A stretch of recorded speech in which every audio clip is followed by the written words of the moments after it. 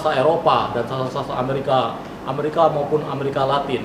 Dan kemenangan Abdul Razak Gurnar itu menjadi penanda bahwa udah mulai ada proses egaliter dalam kesastraan yang tidak lagi menganggap bahwa sastra-sastra Eropa ataupun Eropa sentris yang selama ini dikritik oleh kritikus kaitannya dengan penyerahan hadiah Nobel itu.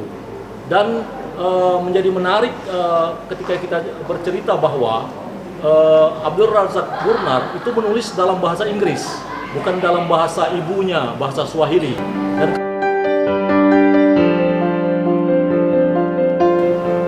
saya pikir bahwa setiap negara, sastrawan itu mempunyai hak yang sama untuk diajukan menjadi pemenang hadiah Nobel, baik itu dari negara-negara yang kalau kita anggap sebagai yang tradisi oralnya masih tinggi, kayak sebutkanlah misalnya Afrika dan Asia seperti itu yang masih, ataupun negara-negara yang sudah maju peradaban literernya kayak misalnya Eropa dan Amerika seperti itu. Dan kalau kita lihat menengok ke Asia seperti itu. Kalau contoh misalnya di Jepang itu sudah melahirkan setidaknya dua peraih hadiah Nobel. Pertama adalah Kawabata Yasuhari, lalu kedua adalah Kenzaburo Oe.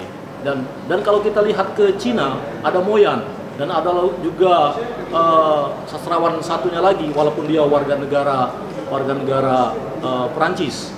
Dan kalau kita cerita juga tentang bagaimana peluang Indonesia seperti itu kan, memang harus kita akui setelah Pram almarhum yang diakui mempunyai karya-karya yang kualitas Nobel, kita masih harus menentukan